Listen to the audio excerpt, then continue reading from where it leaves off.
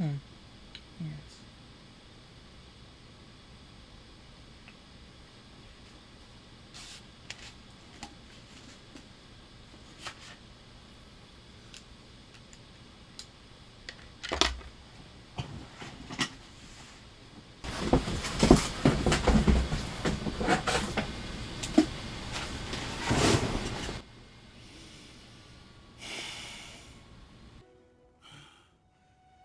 Perhaps I treated you too harshly.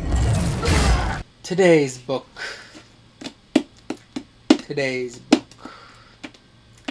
What can I say about today's book? Well, okay. Let's start with the easy stuff, I guess. That could help, right? I mean, it's called The Failed Detective, and it was written by a Jonathon Lethem, who has a number of books underneath his belt. But this is the first of this particular one, if it is a series. I found no definitive one. It was published on November 6th of 2018, at least from what I can find. Thought I saw one date that said it was published in 2017, but I'm not sure. And it's one of Lethem's most recent books, beat out only by The Arrest, which was published in 2020. The general reviews on this, thank God, are mixed, and there doesn't seem to really be a consensus on if this is a really good book or a really bad book. And so, yeah, here these are.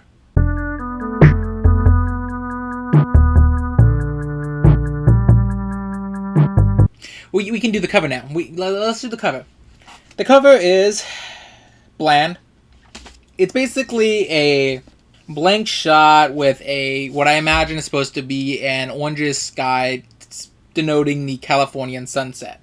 In the background, you can see a series of palm trees, but they've been turned on their side to metaphorically show that the events in this book are the normal things turned on its side. And it's all overlain with the title, which has the main title and the author's name in equal size. Now, that's not too bad, but for those of you curious, I made it a point in my Terry Brooks Magic Kingdom for Sale review, which did not think I'd be referencing that again this month, where I talked about how when you start seeing things like this, when the author's name becomes just as important as the title of the book, especially here on the side where his name is the draw, it becomes more about who wrote it rather than what the book itself is about. The back is not for the synopsis, as you normally have with these desk covers, rather a series of quotes from other authors talking about how much they like this book. Kind of want to know what they were smoking. I want to know if they read the same book I did, to be completely honest with you. But yeah, basically talks up the book. This feels a lot more relevant than the front, but it's still kind of bland. The inside of the desk cover is the synopsis on one side, and a small about the author section on the other. So, all in all, I don't like the cover on this very much. It's really bland, doesn't tell me anything about the book itself, other than it's in California. Not even necessarily California. We have palm trees in the desert in Arizona, so. Story synopsis, that's what's next.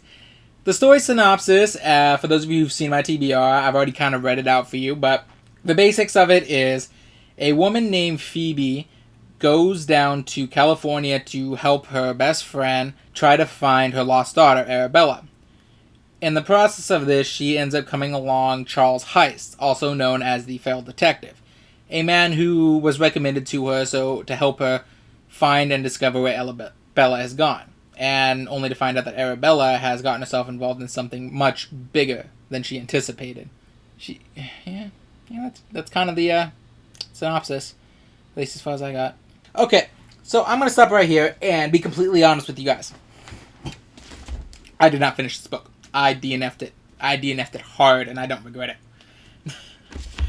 I only got to page 69 before I decided, nope, that's enough for me. I don't like this book. And trying to push myself past that point would have been a chore that would have further affected my opinion on this book in a very negative way. Now, I know what many people are saying, and I probably would have kept going if I had approached this in the same way that I had approached the other bad book I've read, The Last Layover. See, when I picked up The Last Layover, I had a general idea that was not going to be a good book. I hoped it would surprise me, but I wasn't expecting it to. But because of that, I went in and was able to prepare myself for the worst of what that book had. And while it still caught me off guard, I knew it was going to be bad, so I was able to steel myself and push through on that front. This book, on the other hand, I went in hoping it was good. I thought it'd be good, and I figured it'd be a disappointment if it was bad. That was not something I was expecting. I was so disappointed.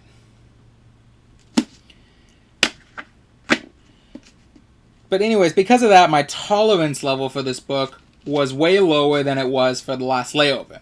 So by the time I reached page 69, I was just fed up with the book. I didn't want to read it anymore.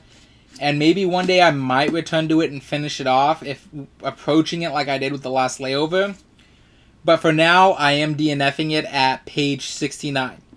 However, since I promised you guys a review this today, I'm going to go into what I thought of those first 69 pages and explain to you basically what ended up causing me to DNF it, as well as giving my review based on that alone.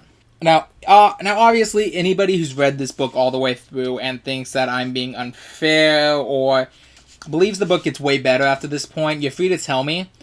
I didn't want to take the chance. I normally give books until about the halfway point to win me over. But this one, I couldn't read anymore. And again, I'll go into why. But if you read this book and you honestly think it gets better, let me know. I'll try to pick it up again and check it out. But I get the feeling this is one of those books that people rate high because they like the author and his style, rather than the book itself. For the most part, I did not like this book. And, okay, so my process for this book, the books in general, is that while I'm reading, I keep a small little notepad nearby.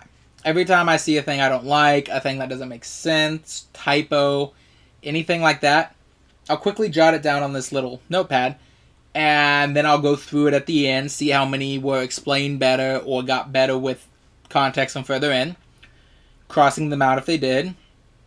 And by the end, I go through, see what I didn't like about the book, compare it to what I did like about the book, and decide on a final rating by then. Most of the time, the notes come out to about 2 or 3 pages at most, and with my longest ones, like The Last Layover, being about 10 to 11 pages. And about the average size of a book I read is 350 to 400 pages. And for reference, this is the size of a notepad I used. It's not a tiny notepad. As you can see, I started there with Dorothy Must Die. The fellow detective, in 69 pages, managed to get 3 pages worth of notes. And when you consider the fact that an entire book, normally for me, only gets about 3 pages worth of notes, that is not a good sign. At least for me. So like I said, I'm going to go over with what I did read about the book and talk about it in general. Let's start. I have nothing nice to say about this book, so I'm going to move straight on to the critiques. Let's start simple. I have never been more aware that a male author is trying to write a female character than when I read this book. If anyone's been on Reddit, you know there is one Reddit that exists called Men Writing Women, where people will post small little excerpts from books where a male author attempts to write a female character, but does so painfully bad, often with an overemphasis on more adult characteristics that they have. Her skin was blotchy. Her breasts, of which she was normally proud, had withdrawn in themselves, as if depressed. Aomame mourned the deaths of these 2 friends deeply. It saddened her to think these women were forever gone from the world. And she mourned their lovely breasts that had vanished without a trace. Somehow they completely disintegrated from their corpse upon death. There are no boobs there. Okay, serious face for this one. Okay, he said. The ME confirms his first estimated time of death. The girl had a tiny purse tucked into her vagina, just big enough to hold a driver's license, a credit card, and a few bucks. I was fighting the urge to fling myself to my knees before her and put my face between her breasts and go blubby, blubby, blubby. So, I'm not a woman. So I acknowledge I'm not an authority when it comes to how to write female characters. However, on the same vein, this book also includes the line, "I had boobs, after all." That is a direct quote. I changed nothing. So I'm going to go ahead and say maybe this author doesn't know how to write female characters. I mean, seriously, Phoebe does not feel like a real person in this book. Phoebe feels like a concentrated bottle of hormones that never got to express themselves as a kid and has been kept bottled up until the author decides, spray it! The first time she meets Heist, for some reason she is awestruck by his masculinity and presence, and I have yet to figure out why. He didn't assert himself in any way that's notable. He asked her a couple questions about Arabella. He asked for a passport, which she gave him without complaint. He showed her that he has a rescued opossum in his desk drawer, and is housing an 11-year-old girl who ran away from a state.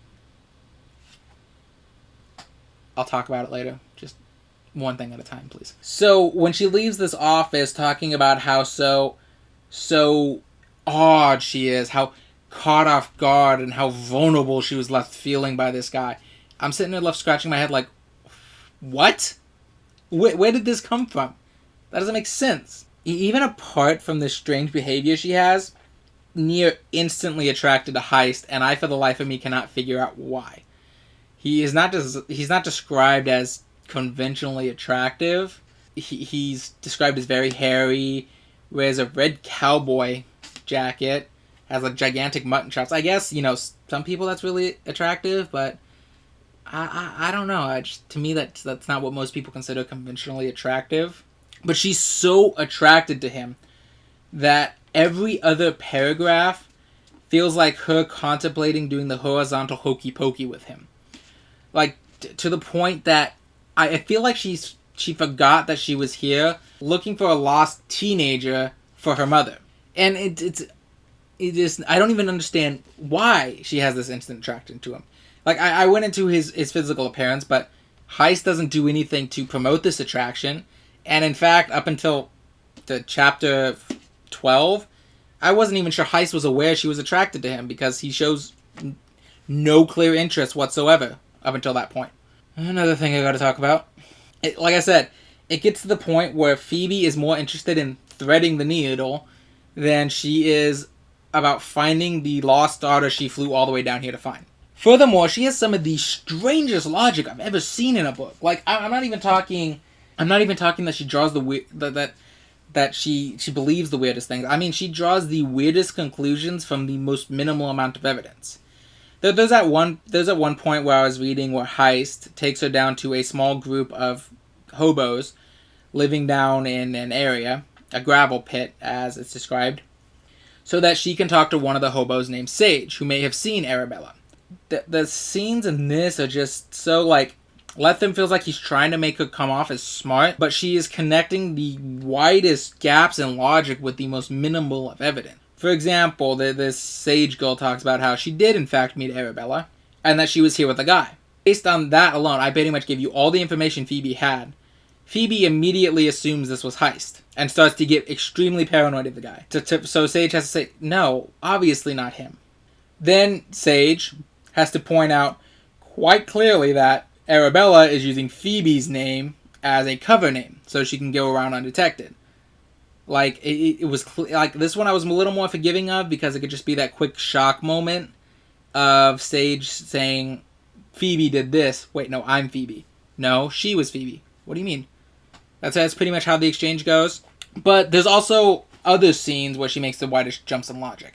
Like when they first arrive, and she's joking about how she's asking, so Californians don't believe in water they don't see by a moment-to-moment basis, because it's been raining really hard for a couple days in the story, and the people in the gravel pit are in danger of basically getting flooded out and dying, and Heist is using that to his advantage to try to get information out of them. And Heist makes a joke basically makes a small joke that says, no Californian ever does. And from that little quote alone, she concludes that not only did Heist figure out that she's not from California, which I mean, duh.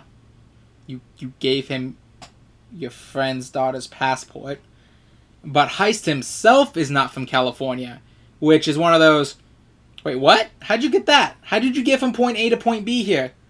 That doesn't make any sense. Please show me your line of logic there. So yeah. Now to shift back to a slight point earlier, I also don't necessarily like Heist's character either. Now Heist is more tolerable than Phoebe, but that's mostly because Phoebe's our first person narration in this book, and we're stuck with her a lot more. The way Lethem tries to write Heist, he's clearly trying to make Heist come off more as this enigmatic, this mysterious individual whose air of mystery is a draw for Phoebe. But in reality, no, not really. Heist comes off as weird in his best moments and downright creepy in his worsts.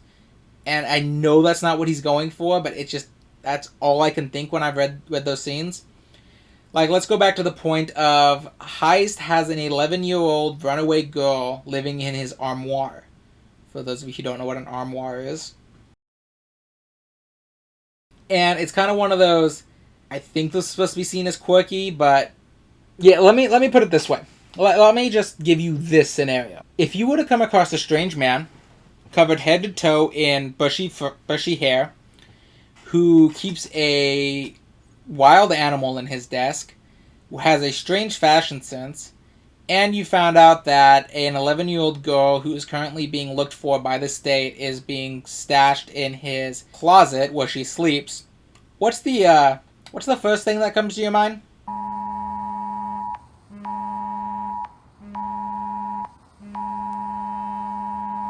It's not exactly something that you would be comfortable with having your child with, so it's clear that Lethem isn't intending for this image to come across, but that's exactly how the image came across.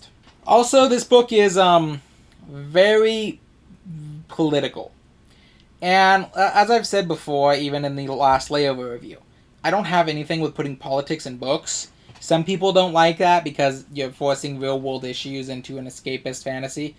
But I think that politics in books can work if handled well. This book does not handle them well. It is very clunky and wrenched in. Like, literally, here's our introduction to the politics in this book. Chapter 3 starts with, Blame the Election.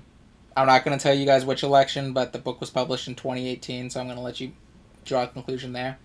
And sets place in the U.S., obviously, for those of my non-U.S. viewers. And basically, Chapter 4 is a long political rant that comes out of nowhere, is unbidden, and it just doesn't make any sense. And honestly, I'm not going to lie, Lethem, when he's writing these scenes, comes off like someone who's on the opposite side of the debate, trying to write someone on this side of the debate, simply because of how it's worded. So, Phoebe used to work for NPR. That's what's given to us. I thought it was Fox at first, but basically, Phoebe used to work for NPR, and after the election, decided to quit her job based on how her news organization was bowing down to the elected, unfettered loyalty. I don't like that orange douchebag either, but that's not the point I'm making here. So she decides to quit her job. However, the wording in which she describes how she quit comes off very negative. She doesn't describe it as taking a righteous stand, taking the moral high ground, or anything like that. She describes herself quitting her job because of her own morals and ethics as throwing a 33-year-old tantrum. She also blames the elected for the things that are in no way connected to it. For example, she blames the election for her lack of a love life. I hate the fucking tangerine too, but I don't think he's responsible for that, Phoebe. I'm sorry, but I really don't think so. Speaking of strangely wrenched in things, there's that one point where Phoebe is describing her relationship to Arabella and Arabella's mom, Rosalind. And for some reason, feels the need to explain to us the sexualities of all the people involved. Like, there's literally a line in there that says, neither of us were lesbians, so we couldn't be in love with each other. And I'm like, okay, I didn't think you were lesbians unless you were going to tell me you were lesbians. I thought you were just best friends. So thanks for the clarification, I guess. We also get a line about how Arabella is in that. Arabella's sexuality, which, again, comes out of nowhere and is not relevant as far as I can tell. And also, I'm sorry, Phoebe, but no one would have assumed you were lesbian, considering the fact that you literally start salivating over Heist an hour after you've met the guy. Like, an hour is being nice. You actually were, like, salivating. You were thirstier than a girl who's been lost in the desert for 40 days. 5 minutes after you met the guy. And you know what? Let's bring the point back around to there. Heist and Phoebe have absolutely no chemistry whatsoever. Now, you might be picking up your keyboard ready to type out a quick defense of this book saying, you only read 69 pages. How can you say they don't have chemistry? You didn't read far enough to determine that. And you know what? In normal circumstances, I would agree with you. I would say, you got to give about 120 pages, maybe 140 to determine how our chemistry really is. Not for this book, though. I stopped reading on page 69 because that's about where Phoebe got drunk and decided to lick a very hairy lollipop. I'm going to start running out of euphemisms soon. It's described in detail, and you even get a scene of Phoebe trying to guess Heist's diet based on the taste of the aftermath. So, yeah, I think 69 pages is worth commenting that they have no chemistry whatsoever. Also, it also includes one of the strangest pre-testing the mattress scenes I've ever heard. Who did you vote for? I was not kidding when I say the politics of this are just wrenched in with no cause or anything. It's just, Also, authors, please, for the love of God, please stop describing embraces or other such things between two people in a romantic or even casually sexual relationship with each other as that between a parent and a child. It's not as endearing as you think it is. It just brings creepy imagery to mind, especially when one of the characters is already borderline creepy. So the last thing I want to read after two characters do the horizontal mash is he embraced her as a parent does a child. Just no, please. So, yeah. 3 out of 10.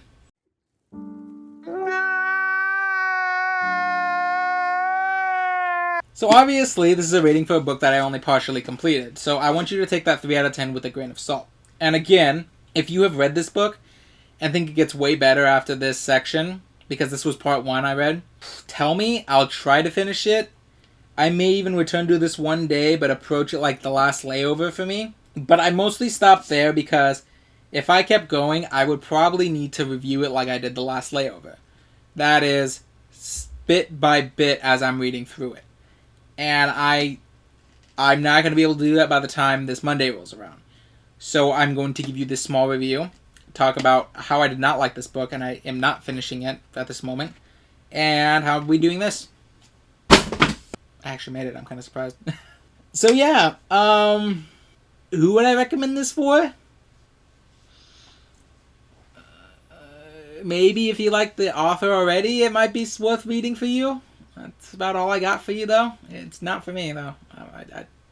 So since I didn't necessarily finish that book, I'm not going to shortchange you and not do another book.